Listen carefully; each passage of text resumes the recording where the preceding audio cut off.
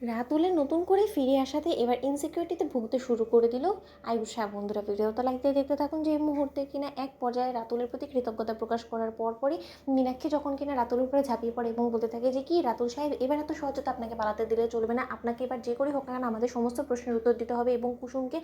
ফের একবার বিয়ে করে ওকে স্ত্রী হিসেবে স্বীকৃতি দিয়ে তবেই এই আপদটাকে বিদায় করে তোমাকে এখান থেকে যেতে হবে। এর আগে আর বাবা আমরা কোনো কথা বলতে রাজি না এবং তোমাকে যখন একবার আমরা হাতে নাতে ধরতে পেরেছি, এবার আর কোনো মতে তোমাকে হাতছাড়া করবো না। ঠিক সেই সময় রাতুল যখন বলতে থাকে যে দেখুন ছোটো ম্যাডাম, আমি আপনার কাছে হাত জোর করে অনুরোধ করছি যে এই সময়টার মধ্যে আপনি এই সমস্ত কথাবার্তা বলে নতুন করে অতীতকে টেনে হিঁচড়ে আর কোনো রকম কোনো সমস্যা বাধাতে যাবেন না, কারণ এই মুহূর্তে আমি সেই কন্ডিশনে নেই যে আমি অতীত নিয়ে কথা বলবো। অন্যদিকে রাতুল যখন কিনা কিছুটা সময় রেস্ট নেওয়ার জন্য গেস্ট রুমে অপেক্ষা করে, ঠিক সেই সময় কুসুম যখন রাতুলকে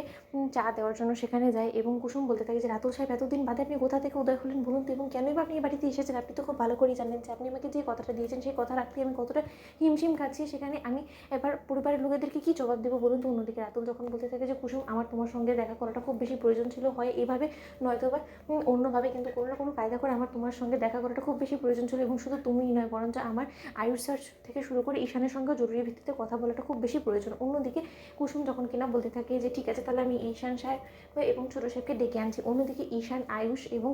কুসুমকে একজোটে রেখে যখন কিনা রাতুল বলতে থাকে যে আয়ুষ স্যার, আমি আপনাকে এমপ্লয়ি হিসেবে আমি আপনার কাছে এত করে ক্ষমা চাই যে প্রথমেই যে আমি যে কথাগুলো বলতে চলেছি হয়তো বা সেটা আমার মুখে শোভা পায় না, কিন্তু তার সত্ত্বেও আপনার লাইফে ইন্টারফেয়ার করারও আমি কেউ না, কিন্তু আমাকে এই কথাগুলো বলতে আমি বাধ্য হচ্ছি, কারণ এই মুহূর্তে এমন একটা সিচুয়েশন আপনারা এসে দাঁড়িয়েছেন যেখানে কিনা আপনাদের ভাঙন নিশ্চিত এবং আপনাদের পরিবারের ভাঙনটা নিশ্চিত করার জন্য আপনাদের পরিবারের মধ্যেই একজন চক্রান্ত করছে এবং সে আপনাদের খুব চেনা এবং কাছের লোক, এবং যদি একবার এই দুর্ঘটনাটা ঘটে যায় তাহলে আপনাদের গোটা জীবনটা তছনছ হয়ে যেতে পারে। স্পেশালি আপনার, তার জন্য আমি আপনাকে সাবধান করার জন্য এখানে এসেছি। এবার বিশ্বাস করে না করে সেটা আপনার উপরে সম্পূর্ণটা। ঠিক সেই সময় আয়ুষ যখন বলতে থাকে যে 1 মিনিট রাতুল, তুমি কী বলতে চলেছো সেটা বলো। অন্যদিকে আয়ুষ যখন বলতে থাকে যে রাতুল, তুমি আমি একটা কথা বলো তো, যে অনুশ্রীর সঙ্গে আজকে যা কিছু ঘটেছে এর পিঠের জন্য কি আছে, তুমি কি সেটা জানো? ঠিক সেই সময় রাতুল বলতে থাকে যে অনুশ্রীর সঙ্গে আজকে যা কিছু ঘটেছে সেটা এবং আপনাদের পরিবারে আগামীতে যা কিছু ঘটতে চলেছে সেই সমস্ত কিছুর পেছনে মূলত একজনই আছে, সেই হলো গিয়ে দেবলীনা ম্যাডাম এবং আপনাদের পূর্ব আরও একজন পরিচিত মুখ, সেটা হলো গিয়ে মেঘা ম্যাডাম। হ্যাঁ, আপনি হয়তো বা